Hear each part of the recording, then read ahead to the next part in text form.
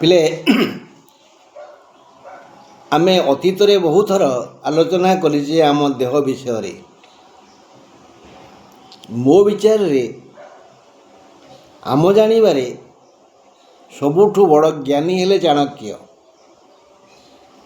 ବଞ୍ଚିବା ପାଇଁ ସେ ମହାତ୍ମା ଦ୍ୱିଧାଳ ଲେଖିଛନ୍ତି ପାଣିକୁ ନେଇ। ଆମେ ପାଣି କେତେବେଳେ ପିଇବା ଆଉ କେମିତି ପିଇବା? ବେଳେବେଳେ ଆତୁରରେ ଆମେ ପାଣି ପିଇଯାଉ, କିନ୍ତୁ ଲାଗିଯାଏ ଛାତିରେ, ତଣ୍ଟିରେ। ତେଣୁ ଚା ଯେମିତି ପିଆଯାଏ, ପ୍ରଥମେ 2-3 ଢୋକ ଅଳ୍ପ ଅଳ୍ପ ପିଇବା। ତଣ୍ଟି ଛାତି ସଫା ହେଇଗଲା, ସେଇ ପାଣି ଯାଇ ବାଟ ଖୋଲିଗଲା, ତାପରେ ଆମେ ଢକ ଢକ ପିଇବା। ପାଣି ବିଷୟରେ, ପାଣିକି ଜୀବନ କୁହାଯାଏ।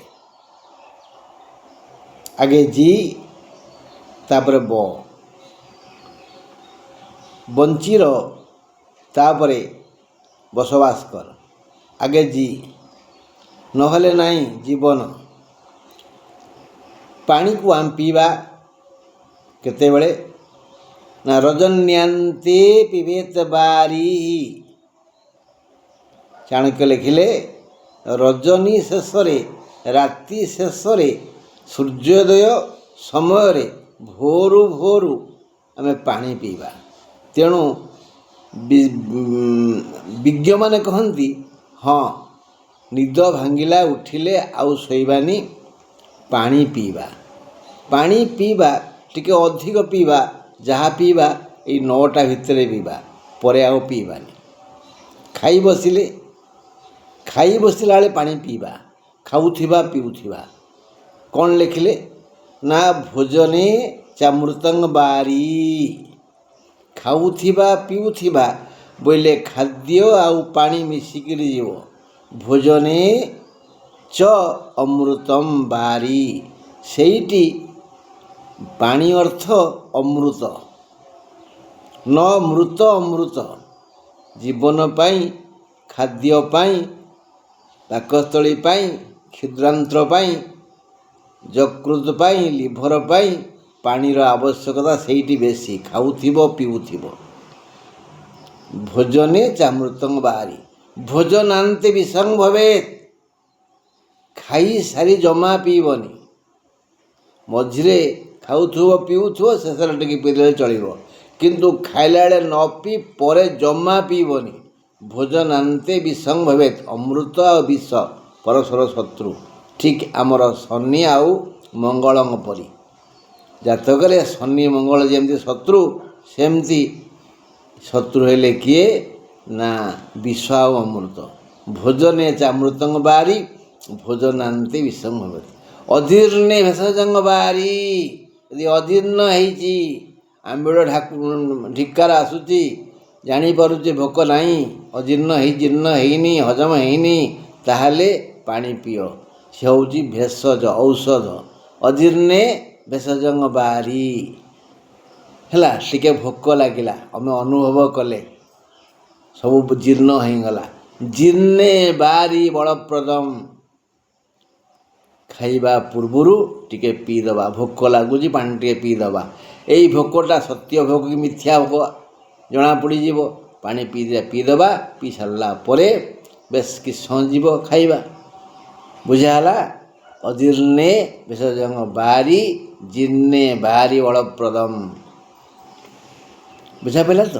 ଏଇ ପାଣିର ନିୟମ, ପାଣିର ଧାରା।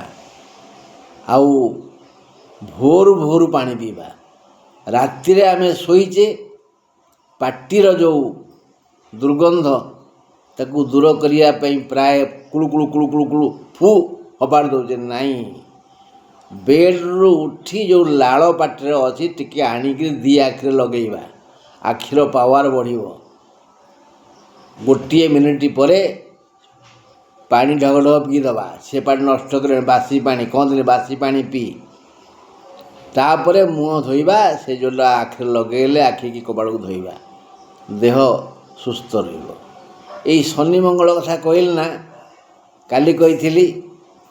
ଆଜି ସଂକ୍ରାନ୍ତି। ସଂକ୍ରାନ୍ତି ହେତୁ ଆମେ ସମସ୍ତେ ଖୁସି ହେଇଯାଇଛେ ଯେ ସୂର୍ଯ୍ୟ ଆଜି ମେଷକୁ ଯିବେ। ବର୍ଷର ଆରମ୍ଭ, ଓଡ଼ିଆ ନବବର୍ଷ, ଓଡ଼ିଶାର ନବବର୍ଷ, ପ୍ରକୃତରେ ନବବର୍ଷ, ଓଡ଼ିଆ ନୁହଁ, ପ୍ରକୃତ ନବବର୍ଷ। ସୂର୍ଯ୍ୟଙ୍କୁ ନେଇ ସିନା ଆଲୁଅ, ସୂର୍ଯ୍ୟଙ୍କୁ ନେଇ ସିନା ତେଜ, ତେଣୁ ସୂର୍ଯ୍ୟଙ୍କୁ ନେଇ ସବୁକିଛି। ତେଣୁ ସୂର୍ଯ୍ୟ ହେଲେ ସକଳ ଶକ୍ତିର ଆଧାର। ତେଣୁ ପ୍ରକୃତ ନବବର୍ଷ ଆଜି। Happy new year to all. ହଁ ବନ୍ଧୁ, ଏ ଶ୍ରୋତା ବନ୍ଧୁ, ଏଇ ସୂର୍ଯ୍ୟଙ୍କୁ ପ୍ରଣାମ କରିବା। ତେଣୁ ସୂର୍ଯ୍ୟ ଆମର ସବୁ ସୁଖ ଦୁଃଖ ବିଷୟରେ ଜାଣନ୍ତି। ସୂର୍ଯ୍ୟ ଆଜି 5ଟା 48 ପରେ ମେଷକୁ ଯିବେ। ସନ୍ଧ୍ୟା 5ଟା 48 ପରେ ସୂର୍ଯ୍ୟ ମେଷକୁ ଯିବେ। ତେଣୁ ଜ୍ୟୋତିଷ ଭାଇ ଯେଉଁମାନେ ଜାତକ ସବୁ କରୁଛନ୍ତି, ଚଟାପଟ ରବିଙ୍କି ଲେଖିବେନି ମେଷରେ। 5ଟା 48 ପରେ ଯେଉଁ ଶିଶୁ ଜନ୍ମ ହେବ ତାର ମେଷକୁ ରବି ଯିବେ। ସେ ପର୍ଯ୍ୟନ୍ତ ମିନରେ ରବି ରହିବେ। ବୁଝା ପଡ଼ିଲା? ବାସ୍। ଆଜିର ଗ୍ରହ ସ୍ଥିତି କେଉଁଠିକି ରହିଛନ୍ତି ତାହେଲେ? ମିନରେ ତ ଆଗରୁ ଥିଲେ ରବି ଆଉ ଶନି, ଏବେ ସେଠିକି ପଳେଇ ଆଇଲେ କିଏ ନା ବୁଧ ଆଉ ମଙ୍ଗଳ। ଶୁକ୍ର ମେଷରେ, ମିଥୁନରେ ବୃହସ୍ପତି, ସିଂହରେ କେତୁ, କୁମ୍ଭରେ ରାହୁ। ଏ ହେଲା ଗ୍ରହ ଚକ୍ର।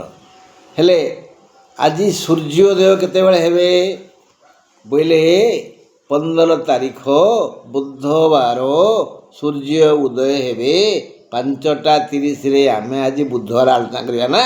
ହଁ, 15 ତାରିଖ ବୁଧବାର ସୂର୍ଯ୍ୟ ଉଦୟ ହେବେ 5ଟା 30।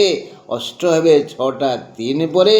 ମନ୍ଦ ସମୟ ଆସିବ 11ଟା 45, ଯିବ 1ଟା 20।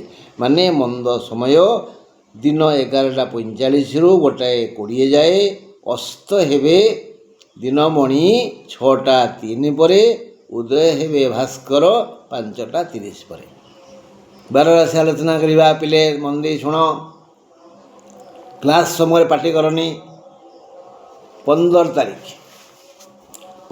ତାରିଖ ବୁଧବାର ମେଷ ରାଶି, ଦ୍ୱିଜା ନକ୍ଷତ୍ରର ଦିନ 3ଟା 23 ପରେ ଅଶୁଭ। ଯାତ୍ରାରେ ଶୁଭ। ଯାହା ଯୋଜନା କରିବାର ଅଛି ବା କୌଣସି କାର୍ଯ୍ୟ ଆରମ୍ଭ କରିବାର ଅଛି ବା କୁଆଡ଼େ ଯିବାର ଅଛି ବା ଗଛ ଲଗାଇବାର ଅଛି ବା ବ୍ୟବସାୟ ଅନୁଷ୍ଠାନ ଖୋଲିବାର ଅଛି, ତେବେ ବୁଧବାର ଦିନ 9ଟା 37 ମଧ୍ୟରେ ଏ କାମ ଆରମ୍ଭ ସବୁ କରିଦିଅନ୍ତୁ। କାରଣ 9ଟା 37 ପରେ ମନ୍ଦ ସମୟ ଆସିବ, ବଡ଼ ବିପଦପୂର୍ଣ୍ଣ ସମୟ ଆସିବ। ଦେହ ଅସୁସ୍ଥ ହେବ, ଖର୍ଚ୍ଚ ବଢ଼ିଯିବ, ଋଣ କରିବାକୁ ପଡ଼ିପାରେ ବା ଋଣଦାତା ଯିଏ ଋଣ ଦେଇଥିବେ ସେ ଖରାପ କଥା କହି ଗାଳି ଦେବେ, ହଇରାଣ କରିବେ। ଆୟ ଅମଳରେ ବାଧା ଆସିବ, ଦୂରଯାତ୍ରା ନିଷେଧ। ତେଣୁ 9ଟା 37 ଭିତରେ ଦୋକାନ ଖୋଲି ଦିଅନ୍ତୁ, ଯାତ୍ରା ଆରମ୍ଭ କରିଦିଅନ୍ତୁ ବା ଗଛ ଲଗାଇ ଦିଅନ୍ତୁ, ବିହନ ବୁଣି ଦିଅନ୍ତୁ, ମଞ୍ଜି ଲଗାଇ ଦିଅନ୍ତୁ ବା କୁଆଡ଼େ ଯାଆନ୍ତୁ। 9ଟା 37 ପରେ ଆଉ ଭଲ ସମୟ ନାହିଁ ମେଷ ରାଶିର। ବୃଷ କଥା। 15 ତାରିଖ ବୁଧବାର ବୃଷ ରାଶି, ରୋହିଣୀ ନକ୍ଷତ୍ରର ଦିନ 3ଟା 23 ପରଠାରୁ ଅଶୁଭ। ବୃଷ ରାଶି ପାଇଁ ସକାଳ 9ଟା 37 ଯାଏ ବାଧା ବନ୍ଧନ ଭୟ ଅଛି। ତେଣୁ 9ଟା 37 ପର୍ଯ୍ୟନ୍ତ ଟିକେ ଚୁପଚାପ ରହନ୍ତୁ, ଧୈର୍ଯ୍ୟ ଧରନ୍ତୁ। କୌଣସି କାର୍ଯ୍ୟ ସୁରୁଖୁରୁରେ ଉତୁରିବ ନାହିଁ।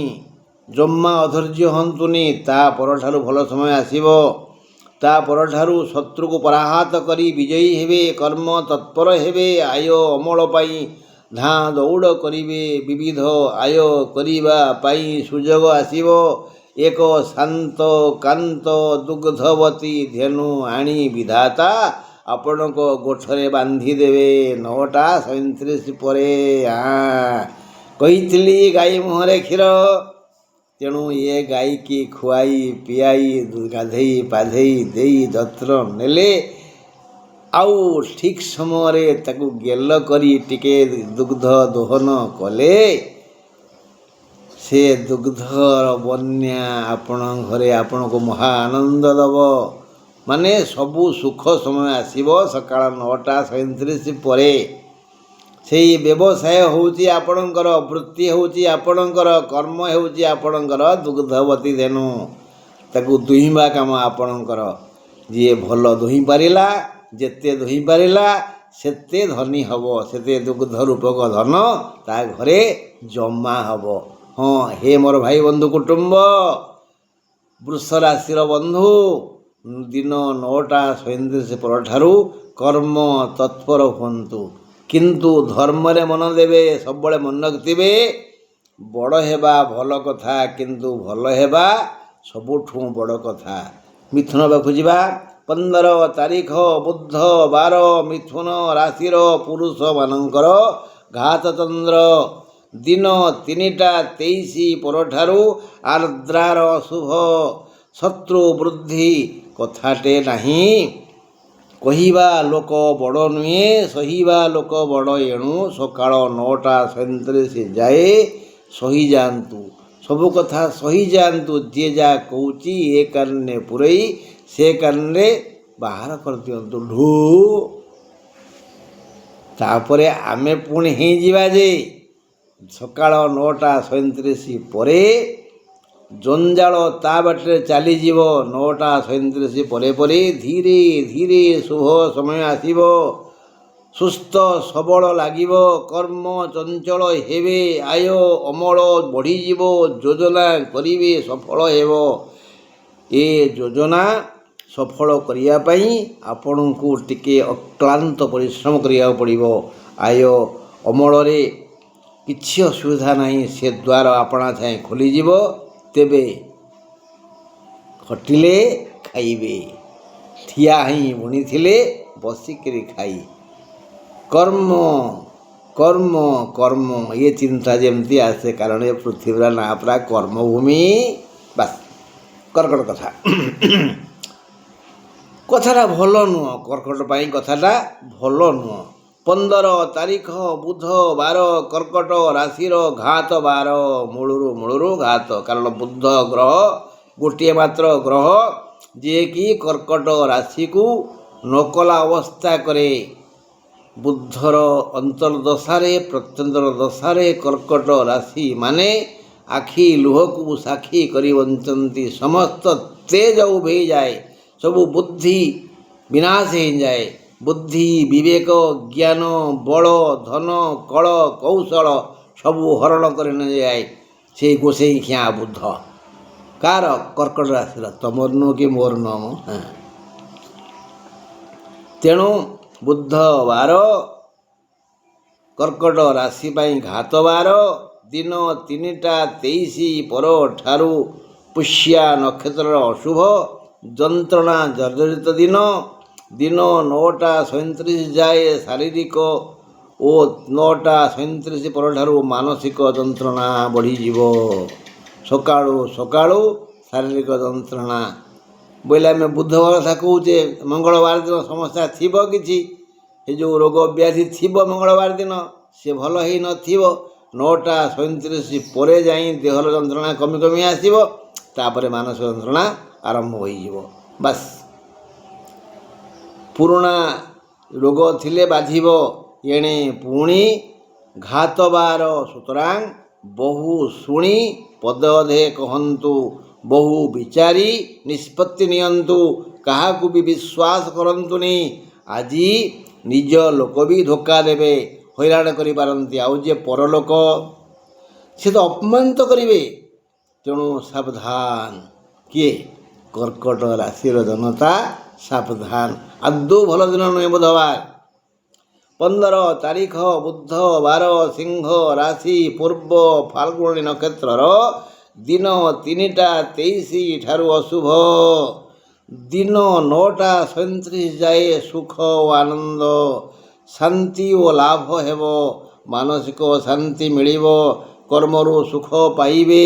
ମାତ୍ର 9ଟା 37 ପରଠାରୁ ବିଚାର ବିଗିଡ଼ିଯିବ, ମନ୍ଦ ସମୟ ଆସିବ, ଶାନ୍ତି ଭଙ୍ଗ ହେବ, ମୁଣ୍ଡ ବିନ୍ଧିବ, ଦେହ ଖରାପ ହେବ, ଏପରିକି ଡାକ୍ତରଖାନା ଯିବାକୁ ପଡ଼ିପାରେ। ଆୟ ଅମଳରେ ବାଧା ଆସିବ, ଆୟ ଅମଳ ଦ୍ୱାର ବନ୍ଦ ହୋଇଯିବ। କେହି କେହି ଥଟ୍ଟା କରି କଟା ଘାରେ ଚୂନ ମାରିଦେବେ। 9ଟା 37 ଯାଏ ସିଂହ ରାଶିର ଭଲ, ତାପରଠୁ ଖରାପ। ଏବେ କନ୍ୟା କଥା ବୁଝିବା। 15 ତାରିଖ ବୁଧବାର, କନ୍ୟା ରାଶି, ହସ୍ତା ନକ୍ଷତ୍ରର, ଦିନ 3ଟା 23 ଠାରୁ ଅଶୁଭ। ବନ୍ଧୁ ମିଳନ ଯୋଗ ଅଛି, ତାହା ବୋଲି ଉଲ୍କମତା ହେବେନି। କାରଣ କହୁ କହୁ ଯଦି କ'ଣ କହିଦେବେ ତ ତେବେ ବନ୍ଧୁଙ୍କ ମନ ଫାଟିଯିବ। ଜିହ୍ୱାଗ୍ରେ ବସତେ ଲକ୍ଷ୍ମୀ, ଜିହ୍ୱାଗ୍ରେ ମିତ୍ର ବାନ୍ଧବା। ତେଣୁ ଆମ ଜିଭ ଅଗରେ ଲକ୍ଷ୍ମୀ ଅଛନ୍ତି, ବନ୍ଧୁବାନ୍ଧବ ଅଛନ୍ତି। ତେଣୁ ଆମେ କହି ଜାଣିଲେ କଥା ସୁନ୍ଦର, ବାନ୍ଧି ଜାଣିଲେ ମଥା ସୁନ୍ଦର। ପର ମନ ଜାଣି କହେ ଯେ କଥା, ବିପଦକୁ ଜାଣି ହରଇ ବ୍ୟଥା। ପର ମନ ଜାଣି ଆମେ ଯଦି କଥା କହିପାରିବା, ବରଷାକୁ ଜାଣି ଛତା ଧରିପାରିବା, ବିପଦ ଆସିଲେ ଧୈର୍ଯ୍ୟ ଧରିବା, ତେଣୁ ଆମକୁ ବୁଦ୍ଧିମାନ କୁହାଯିବ। ବାସ୍, ବେଶୀ ଶୁଣନ୍ତୁ, ତେଣୁ ଚୁପଚାପ ରହନ୍ତୁ। ବନ୍ଧୁଙ୍କ ସହ ରୁଚିପୂର୍ଣ୍ଣ ବ୍ୟବହାର କରନ୍ତୁ। ସକାଳ 9ଟା 37 ଯାଏ ବନ୍ଧୁଙ୍କ ଠାରୁ ବିବିଧ ଉପହାର ଲାଭ କରିବେ। ଦେହ ମନ ମୁଣ୍ଡ ଠିକ୍ ରହିବ, କର୍ମ ଯୋଜନା ସଫଳ ହେବ। ଆୟ ଅମଳ ପାଇଁ କୌଣସି ବାଧା ବନ୍ଧନ ନାହିଁ, ହେଲେ ସବୁଥିରେ ବାଧା ଆସିବ। କେମିତି? ଆଜି ବା ହେଉଛି ବୁଧବାର। ବୁଧବାର ପାଇଁ ଗୋଟା ରବି ଚନ୍ଦ୍ର ରହିଯିବେ ପ୍ରଥମେ କୁମ୍ଭରେ, ତାପରେ ରହିବେ ମୀନକୁ ଯିବେ ଚନ୍ଦ୍ର। ତେଣୁ ବାଧା ଆସିବା ଦିନ ଆଜି। ହେଲେ ଆୟ ଅମଳ ପାଇଁ କୌଣସି ବନ୍ଧନ ନାହିଁ, ହେଲେ ସବୁଆଡ଼ୁ ବାଧା ଆସିବ। ଭାଙ୍ଗି ପଡ଼ିଲେ ଚଳିବନି, ଆମକୁ ରୋଜଗାର କରିବାକୁ ପଡ଼ିବ। ତେଣୁ ବାଧା ଆସିଲେ ଟିକେ ଜଗିଦେବା, ଚିନ୍ତା କରିବା, ଭାବିବା, ଉପାୟ ଖୋଜିବା। 15 ତାରିଖ ବୁଧବାର, ତୁଳା ରାଶି, ସ୍ୱାତି ନକ୍ଷତ୍ରର, ଦିନ 3ଟା 23 ଠାରୁ ଅଶୁଭ। ବ୍ୟୟ ବୃଦ୍ଧି ହେବ। ଆଉ କ'ଣ ହେବ? ବିଜ୍ଞାନୀମାନେ କହନ୍ତି ବଙ୍ଗଳାର ଭାଷା ଅଛି, ବଙ୍ଗାଳୀମାନେ କହନ୍ତି ଅପବ୍ୟୟ ନ କର, ଅଭାବେ ନ ପଡ଼ୋ। ଆଜି ଟିକେ ଅଧିକ ଅର୍ଥ ଆସିବ, ବିଭିନ୍ନ ଦିଗରୁ ଆସିବ, ଆୟ ଇନକମ୍ ବଢ଼ିଯିବ। ବିଚାର ନ କରି ତୁଳାରାଶି ଲୋକମାନେ ଖର୍ଚ୍ଚ କରି ଚାଲିବେ। ସେଥିପାଇଁ ପଦେ କହିଲି, ଅପବ୍ୟୟ ନ କର, ଅଭାବେ ନ ପଡ଼। ବଦ ଖର୍ଚ୍ଚ କରନା କି ଦୁଃଖ ପାଅନା। ଅପବ୍ୟୟ ନ କର, ଅଭାବେ ନ ପଡ଼। ବୁଝା ପଡ଼ିଲା? ତେଣୁ ତୁଳା ରାଶି, ସ୍ୱାତି ନକ୍ଷତ୍ରର, 3ଟା 23 ପରଠାରୁ ଅଶୁଭ। ବ୍ୟୟ ବୃଦ୍ଧି ହେବ। ଆଉ ତାପରେ କ'ଣ ହେବ? ତୁଳା ରାଶି ଲୋକେ ବିଚାର ବିହୀନ ଭାବରେ ବ୍ୟୟ କରି ଚାଲିବେ। ଏଣୁ ଫଳ ଯାହା ହେବ ତ କହିଲି, ବିବିଧ ଯୋଜନା କରି ସୁଖ ପାଇବେ। ସକାଳ 9ଟା 37 ଯାଏ ଖର୍ଚ୍ଚ କରି ଚାଲିବେ, ଆଉ ସୁଖ ପାଇବେ 9ଟା 37 ପର୍ଯ୍ୟନ୍ତ। 9ଟା 37 ପରଠାରୁ ଚିନ୍ତା ମୁଣ୍ଡକୁ ଗ୍ରାସ କରିବ। ଆୟ ଅମଳରେ ମନ ରହିବ, ଯେଣୁ ଲାଭର ମାର୍ଗ ଖୋଲିଯିବ। ତେଣୁ ବୁଦ୍ଧିମାନ କର୍ମଠ ବ୍ୟକ୍ତି ନାନାବିଧ ଲାଭ ଦିଗରେ ମନ ଦେଇ ଲାଭବାନ ହେବେ। ବଦ ଖର୍ଚ୍ଚ କରିଦେବେ 9ଟା 37 ପର୍ଯ୍ୟନ୍ତ। ଯିଏ ଯାହା କହିଲା ହଁ ମାରିଦେବେ। ତାପରେ ମୁଣ୍ଡ ଘାବରେଇବ, ମୁଣ୍ଡ ବୁଲେଇବ, ଚିନ୍ତା ବଢ଼ିଯିବ। କ'ଣ କଲି? ବଦ ଖର୍ଚ୍ଚ କରିଦେଲି। ନାଇଁ ବ୍ୟସ୍ତ ହୁଅନ୍ତୁନି। ତାପରଠୁ ମନ ପ୍ରସନ୍ନ ରହିବ, ଆୟ ଅମୂଲ୍ୟ ମନ ରହିବ, ରୋଜଗାର ବଡ଼ ହେବ, ଲାଭ ଭଲ ହେବ, ବଢ଼ିଆ ହେବ। କିନ୍ତୁ ଆପଣା ଛାଏ ହେବନି, ପରିଶ୍ରମ କରିବେ ନା। ବିଛା କଥା ବୁଝିବାନି। 15 ତାରିଖ ବୁଧବାର, ବିଛା ରାଶି, ଅନୁରାଧା ନକ୍ଷତ୍ରର ଦିନ 3ଟା 23 ପରଠାରୁ ଅଶୁଭ। ମାନସିକ କ୍ଲେଶ ଧୈର୍ଯ୍ୟବାନ ମାନସିକ କ୍ଲେଶ ହେବ। ଧୈର୍ଯ୍ୟବାନ ବ୍ୟକ୍ତି ପ୍ରାୟ ୟାକୁ ଧୈର୍ଯ୍ୟ ଧରି ସମ୍ଭାଳି ନେଇଯିବେ। ବାରମ୍ବାର ଦର୍ପଣ ଦେଖିବେ, ଧୈର୍ଯ୍ୟ ଭଙ୍ଗ ହେବେନି। ଦିନ 9ଟା 37 ଯାଏ ଧୈର୍ଯ୍ୟ ଧରି ବିପଦକୁ ସହିଯାଆନ୍ତୁ। ତାପରେ ସବୁକିଛି ସମାଧାନ ହେଇଯିବ। ଖରା ଛାଇର ଖେଳ ପରି ସମୟ ବଦଳିଯିବ। 9ଟା 37 ପରେ ଆଗ ମାନସିକ ଶାନ୍ତି ଆସିବ, ତାପରେ ଶାରୀରିକ ସୁଖ ପାଇଁ ରୁଚିକର ଖାଦ୍ୟ ମିଳିବ, ଆରାମଦାୟକ ଶଯ୍ୟା ମିଳିବ, ଆୟ ଅମଳରେ ସମସ୍ତ ବାଧା ବନ୍ଧନ ଦୂର ହୋଇଯିବ, କର୍ମ ତତ୍ପର ହେବେ, ଭଲ ରୋଜଗାର ହେବ। ଯଦି ଠିଆ ହୋଇ ବୁଣିବେ ତେବେ ବସିକରି ଖାଇବେ। 9ଟା 37 ପର୍ଯ୍ୟନ୍ତ ଭଲ ନାହିଁ କାର ବିଛା ରାଶିର। 9ଟା 37 ପର୍ଯ୍ୟନ୍ତ ଧୈର୍ଯ୍ୟ ବନ୍ଧ ଭାଙ୍ଗିଯିବ, ଅଧୈର୍ଯ୍ୟ ହେଇଯିବେ, ଅଜ୍ଞାନ ହେଇଯିବେ। ହଁ, ଯିଏ ବୁଦ୍ଧିମାନ, ଯିଏ ଜ୍ଞାନୀ, ସେ ବିଚାର କରିବେ, ଆରେ ପାଗ ତ ବଦଳିଯିବ, 9ଟା 37 ପରେ ତ ସବୁ ଠିକ୍ଠାକ୍ ହେଇଯିବ, ମୁଁ କାହିଁକି ଏମିତି ନାଚିବି ମ। 9ଟା 37 ପରେ ସବୁ ସୁବ୍ୟବସ୍ଥା ହେବ। ଖାଲି ଟିକେ ଉଦ୍ଯୋଗୀ ପୁରୁଷ ହେବେ ତ ଭଲ। ଧନୁ କଥା। 15 ତାରିଖ ବୁଧବାର, ଧନୁ ରାଶି, ପୂର୍ବାଷାଢ଼ା ନକ୍ଷତ୍ରର ଦିନ 3ଟା 23 ପରଠାରୁ ଅଶୁଭ। ସମ୍ମାନ ବୃଦ୍ଧି ହେବ। ଆଉ 15 ତାରିଖ ଦିନର ଆରମ୍ଭ ହେବ 9ଟା 37 ଯାଏ। ସୁକର୍ମ ପାଇଁ ଆଜି ସମ୍ମାନିତ ହେବେ। ତା ପରଠାରୁ ଧୀରେ ଧୀରେ ଅସୁସ୍ଥ ହେବେ। 9ଟା 37 ପର୍ଯ୍ୟନ୍ତ ସବୁ ଦିଗରୁ ଶୁଭ। କାର? ଧନୁରାଶିଙ୍କର। 9ଟା 37 ପରେ ଅସୁସ୍ଥ ହେବେ। ପୁରୁଣା ରୋଗ ବହୁ ଯନ୍ତ୍ରଣା ଦେବ। 9ଟା 37 ପୂର୍ବରୁ ବାହାରୁ ଘରକୁ ଫେରି ଆସିଲେ ଭଲ। 9ଟା 37 ଭିତରେ ଘରକୁ ପଳାଇ ଆସନ୍ତୁ, ବାହାରକୁ ଯାଆନ୍ତୁନି। ବାହାରେ ଥିଲେ ଘରକୁ ପଳାଇ ଆସନ୍ତୁ, କାରଣ ଅସୁସ୍ଥ ହେଇଯିବେ, ମୁଣ୍ଡ ବୁଲେଇବ, ଛାତି ଥରିବ ଇତ୍ୟାଦି ଇତ୍ୟାଦି। 9ଟା 37 ପରେ ଦୂରଯାତ୍ରା ମନା। ଘରେ କନ୍ଦଳ ସୃଷ୍ଟି ହେଇପାରେ, ଘରର ଆସବାବପତ୍ରରେ କିଛି କ୍ଷତି ହେଇପାରେ। ତେଣୁ 9ଟା 37 ପର୍ଯ୍ୟନ୍ତ ସବୁ ଦିଗରୁ ଭଲ, 9ଟା 37 ପରେ ସବୁ ଦିଗରୁ ମନ୍ଦ।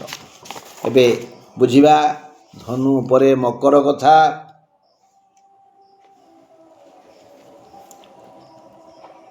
15 ତାରିଖ ବୁଧବାର, ମକର ରାଶିର ଦିନ 3ଟା 23 ଠାରୁ ପୂର୍ବାଷାଢ଼ା ନକ୍ଷତ୍ରର ଅଶୁଭ।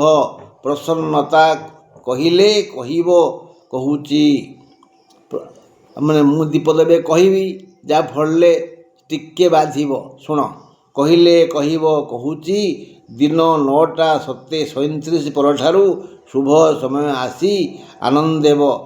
ସେତେବେଳେ ଆପଣ ପ୍ରସନ୍ନ ରହିବେ। 9ଟା 37 ପର୍ଯ୍ୟନ୍ତ ଚିଡ଼ଚିଡ଼ା ଲାଗିବ, ବିରକ୍ତି ହେବେନି କାହା ଉପରେ। ମନରେ ବେଳେବେଳେ ଟିକେ ଆସିଯାଏ ଅହଙ୍କାର, ମୁଁ ସବୁ ଦିଗରୁ ଭଲ। କାର? ମକର ରାଶିଆଙ୍କର। କିନ୍ତୁ ସେ ଭାବିଚିନ୍ତି କିଛି କହନ୍ତିନି, କିଛି କରନ୍ତିନି, ବିପଦରେ ପଡ଼ନ୍ତି। ତେଣୁ 9ଟା 37 ଯାଏ ଧୈର୍ଯ୍ୟ ଧରନ୍ତୁ। 9ଟା 37 ପରେ ବିଭିନ୍ନ ଦିଗରୁ ଶୁଭ ହେବ, ଶୁଭ ସମୟ ଆସିବ, ଆନନ୍ଦ ଲାଗିବ, ପ୍ରସନ୍ନ ହେବେ, ଧନାଗମ ହେବ, ବଢ଼ିଆ ଲୋକ ଆସି ପାଖରେ ପହଞ୍ଚିବେ। ଯଦି ସବୁ ସମୁଚିତ ଶ୍ରମ କରି ବିଦ୍ୟା ବୁଦ୍ଧିର ଖେଳ ଖେଳିବେ, ତେବେ କର୍ମକ୍ଷେତ୍ର ଆଜି ଧନ ଅଜାଡ଼ି ଦେବ। ମାତ୍ର 9ଟା 37 ଯାଏ ଧନାଗମ ହେବ, ପରିମାଣ ଅଳ୍ପ ହେବ, ଅକୁହା ବେଦନା ମନକୁ ବାଧିବ। ଆଜି ଧନ ଆଜି ଆସିବ। 9ଟା 37 ଯାଏ ବିଭିନ୍ନ ଧନ ଆସିବ, ଅଳ୍ପ ଅଳ୍ପ ଆସିବ, ପରେ ସେଇ ପରିମାଣଟି କମିଯିବ। ମନ ଯେମିତି ଭାବରେ ସକାଳୁ ଖର୍ଚ୍ଚ କରୁଥିଲା, ଖୁସି ଥିଲା, ଆସ୍ତେ ଆସ୍ତେ ମନଟି ଖରାପ ହେଇଯିବ। କୁମ୍ଭ ରାଶି 15 ତାରିଖ ବୁଧବାର କୁମ୍ଭ ରାଶି ଶତଭିଷା ନକ୍ଷତ୍ରର ଦିନ 3ଟା 27 ଠାରୁ ଅଶୁଭ, ଚିନ୍ତା ଶୂନ୍ୟ ଦିନ। ଦିନ 9ଟା 37 ଯାଏ କୌଣସି ଅସୁବିଧା ନାହିଁ। ସକାଳ 9ଟା 37 ଯାଏ କୁମ୍ଭ ରାଶିର ସବୁ ଦିଗରୁ ଶୁଭ। ଯେତେ ଭଲ ଚିନ୍ତା କରିବେ ସେ ସମସ୍ତ ଇଚ୍ଛା ପୂରଣ ହେବ। ମାତ୍ର 9ଟା 37 ପରେ ଧନାଗମରେ ବାଧା ଆସିବ ନାହିଁ। ମନ ଭାରାକ୍ରାନ୍ତ ହେବ। ଦୈନନ୍ଦିନ ବୃତ୍ତିରେ ସାମାନ୍ୟ ବ୍ୟତିକ୍ରମ ହେବ। ଯଦି ନ୍ୟାୟ ନୀତିରେ କର୍ମ କରିବେ ତେବେ ଆର୍ଥିକ ମାନଦଣ୍ଡ ସୁଦୃଢ଼ ହେବ, ଶାରୀରିକ ସୁସ୍ଥତା ଆସିବ। ମାନେ ଆପଣ ଯଦି ଶୁଭ ଚିନ୍ତା କରିବେ କୁମ୍ଭ ରାଶି, ତାହେଲେ ଆପଣଙ୍କର ସବୁ ଇଚ୍ଛା ପୂରଣ କରିବେ ବିଧାତା। ଯଦି ଅଶୁଭ ଚିନ୍ତା କରିବେ କିଛି ଇଚ୍ଛା ଆଜି ପୂରଣ ହୋଇପାରିବ ନାହିଁ। ବାସ୍। ମୀନ ରାଶି 15 ତାରିଖ ବୁଧବାର ମୀନ ରାଶିର ଘାତ ଚନ୍ଦ୍ର ଦିନ 3ଟା 23 ଠାରୁ ଉତ୍ତର ଭାଦ୍ର ନକ୍ଷତ୍ରର ଅଶୁଭ। ସଫଳତା ପ୍ରାପ୍ତି ଯାହା ହେବ ସକାଳ 9ଟା 37 ପରଠାରୁ। ମାନସିକ ଅଶାନ୍ତି ବଢ଼ିଯିବ। ମୀନ ରାଶି ଜନତାଙ୍କର ମନୋବାଞ୍ଛା ପୂରଣ ହେବ, ସଫଳ ହେବେ। 9ଟା 37 ପରେ କର୍ମ ଯୋଜନାରେ ଆନନ୍ଦିତ ହେବେ। କର୍ମ ଯୋଜନାକୁ କାର୍ଯ୍ୟକାରୀ କରିବେ। କର୍ମ କ୍ଷେତ୍ର ସାଫଲ୍ୟମଣ୍ଡିତ ହେବ। ଦେହ ସୁସ୍ଥ ରହିବ। ସବୁ କାମରେ ଅଗ୍ରସର ହୋଇ ମାନସିକ ଶାନ୍ତି ପାଇବେ। ଆୟ ଅମଳ ବଢ଼ିଯିବ। ଦିନଟି ଭଲ। 9ଟା 37 ଯାଏ ଟିକେ ଅଶୁଭ ହେଲା। ଏଣୁ ଏହି ଦୃଷ୍ଟିକୋଣରୁ ଆମେ ଯିଏ ଯାହା ଶୁଣିଲେ ସେ ଅନୁଯାୟୀ କର୍ମ ତତ୍ପର ରହିବା। ହଁ ବନ୍ଧୁ, ଆଜି ମଙ୍ଗଳବାର, ତେଣୁ ଟିକେ ଗାଧୁଆ ପାଧୁଆ କରି ହେଲା କାମରେ ଲାଗିଯିବାନି। ରହିଲି, ନମସ୍କାର, ଜୟ ହେଉ।